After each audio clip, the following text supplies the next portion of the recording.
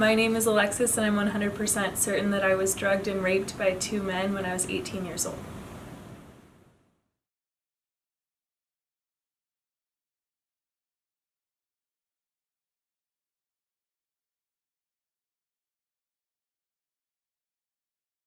My name is Alexis. I am a graduate student at Arizona State University.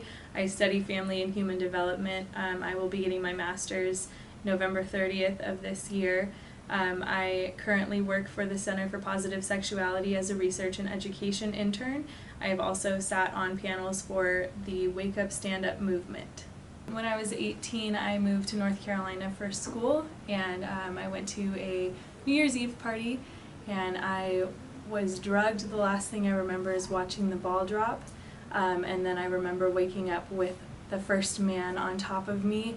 I felt trapped in my body. I couldn't say anything. I couldn't do anything to get him off. I do remember there were at least 2 other people in the room with me just watching, and when he finished, he looked at them and he asked if anyone else wanted to go, and then he attempted to redress me. I remember waking up from that, and I ran out to my car crying because I had just been sexually assaulted, and a friend of mine came out and he was trying to comfort me, and we ended up falling asleep in the back of my car, and then I woke up in the middle of the night, probably middle of the morning, and he was on top of me, forcing himself on me, and I was not strong enough to push him off. At this point I was coherent, and I was telling him, no, this is not what I want right now. Being assaulted, my head was on one of the people in the room's lap, and when the man finished, he looked around and he asked if anyone else wanted to go, and the person that I was laying on his lap, he said, I just want my dick sucked. And then a few months later, I saw him when I was hanging out with another one of my friends, and he came to me and he said, you know, I didn't do anything to you that night. And I said, yeah, I know you didn't do anything. I was in and out of consciousness. I remember some of it. And in hindsight, I wish I would have said, exactly, you didn't do anything. You were in the room while I was being sexually assaulted, and you didn't do anything. You sat there. The next day I talked to people, and my sister believed me, but for the most part people told me to just forget about it and to think of the men over myself, because I was in a small town and they were football stars and I had to think about their futures. I went to a college professor to try and have her help me out and figure out what to do from here, and she told me the same thing, to just think about them and not think about myself and ignore what had just happened to me and try to move on. I am 100% certain I felt the need to isolate from other people because I was sexually assaulted. Because of the assault, I actually ended up living out of my car because my personality changed so much. I was living with my aunt at the time, and she didn't want me around her daughter because I didn't want to be with her. I didn't want social interaction. I wanted to be alone all the time, and I've never been that way. It's always been, I want as many people around me as possible, and I wanted to be surrounded by my friends and my family, and afterwards I couldn't spend time with my cousin, I couldn't spend time with my aunt, and my grandparents wouldn't let me into their house afterwards. So I was completely left alone in a different state, and I finally convinced my grandparents to let me finish the semester, and I promised them that as soon as I took my last final I would be on a plane home and I would be completely out of their lives. And since then, my mom is actually the one that told my aunt what happened to me, and her response was, that doesn't give her an excuse to not want to spend time with her family. So my sexual assault did not give me an excuse to want to be alone. And she has also told me, because I got my dog certified as an emotional support animal, and she told me that I'm the kind of person that ruins it for veterans and other people who actually have problems. Because rape and having PTSD because of rape is not a real problem.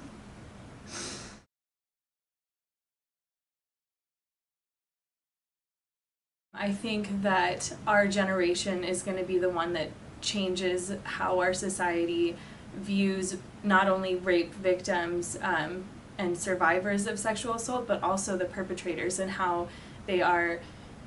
I hope one day that our generation pushes the survivors to prosecute and to push for justice, like so many of them right now do not, myself included, because I gave up after trying and failing so many times.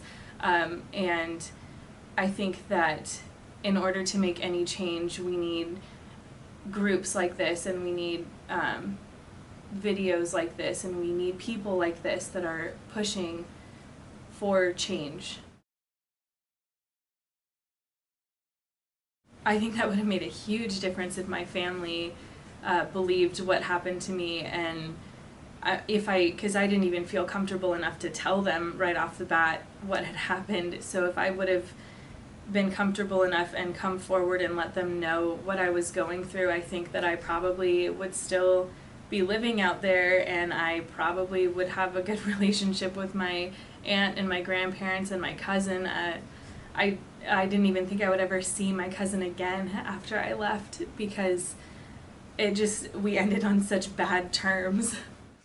From my perspective, if someone would have talked to me and told me, I believe you, I understand what you went through, and let me know there were options and that I should go to the police and I should tell more adults, I think it would have made a difference, and I think I would have hopefully gone through the process and tried to prosecute these two men instead of just taking the entire burden on myself.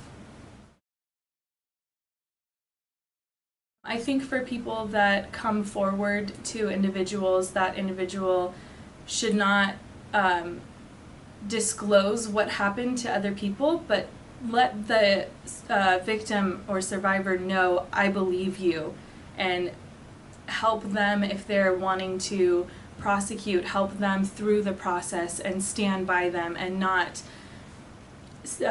be dismissive about it and just say, you know what, you have to think about the men, or you need to just hide it or bottle it up. It's not that big of a deal. It's a huge deal, and it needs to be taken seriously. I am 100% certain that I am not able to trust partners, and I am not able to hold a normal relationship because I was sexually assaulted. It has been extremely difficult for me to hold a normal relationship. I end up leaving at the first sign of any kind of troubles at all, and I've been told that that is because of what happened to me. I have also been diagnosed with PTSD and anxiety because of it. It's really difficult for me to be alone in a room with just one other man, because I'm worried about what's going to happen to me, and it's super difficult for me to trust people now, men and women. I have maybe one person that's not family that I actually could say right now that I trust that person. It took me a really, really long time to forgive myself, because I was 18 and I had one beer. And I wasn't supposed to be drinking. I wasn't supposed to be out that late, so I totally blamed myself. It took probably 5 of the 6 years that it's been for me to be okay with what happened and my part in it, and understand that it's not my fault, because I should be able to have one beer and not worry about being raped, regardless of my age. And as far as if I've forgiven the rapists, no, in short. It's been a huge process for me. Just the violation is unreal, and it's been life-changing. Like, everything that I knew and everything that I was okay with, who I was before the assault, is completely different now. And I mean, I can't be alone with another man unless it's family or my partner, but it shouldn't be like that. I should be able to be in a room with another human being and not be worried about what's going to happen to me. My approach to the road towards recovery, I tried to tell as many people as I could. And when I was shot down, I didn't speak out for another year. And that's when I told my mom for the first time. And I didn't tell her details. I just told her, this is what happened to me. And she found out that it was two men probably 3 weeks ago. I hadn't told her the full story until 3 weeks ago, and I slowly started telling people that I really trusted. So I told my aunt that lives out here, and we talked about it, and she told me a similar story, and then I talked to my other sister, and I just kind of started sharing everything. And after I told my mom, that's when I first went into therapy, and I was with that therapist for probably a year or two, and then I moved on to another one, and then I thought I was healed, so I stopped going to therapy, and then I realized it was far from over, and I was still having flashbacks, and I still got really, really anxious. And right about now, that was when I had got my dog certified as an emotional support animal, which really, really helps having her with me all the time. And then my most recent therapist, she had me write a letter to both men and then destroy the letter, and that helped a lot. And then she had me go through mindfulness exercises and try to not repress what happened to me, but look at it as, if that didn't happen to me, I wouldn't be where I am now, and build off of that instead of just looking at what happened to me as the worst thing that could have possibly happened and completely destroy my life. I am 100% certain survivors will no longer be silenced. I mean, just from my personal experience, what has happened recently with the Professor Ford coming forward against Kavanaugh, that I posted my story online after that, and I have seen so many other women who share multiple accounts of sexual assault and rape and sexual harassment and all kinds of stuff that's happening, and it's not just me, and it's not just a handful of people. The statistics are like 1 in 3 women are sexually assaulted at this point, but I feel like it's more like 50% because I don't know someone in my life that has not experienced some form of sexual assault or abuse or harassment. If I were speaking to another young woman that was going off to college and filling out the applications right now and getting ready, I would say that the unfair reality is you have to look out for yourself, and you have to make sure, even if you are going to a frat party or whatever, don't take drinks from strangers, don't turn your back from your drink, don't look away from it, because it's so easy, even if you're drinking water, to be drugged and raped.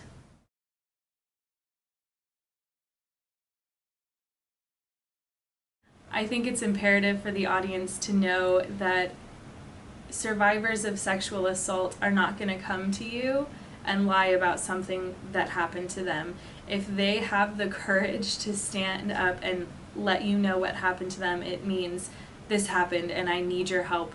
And so the biggest thing would be help them through whatever they're going through, and just be with them and believe them and understand that it's a process and it's not going to fix itself overnight. If I could say one thing to another victim or survivor of sexual assault or harassment or abuse, I would say I believe you and I stand with you.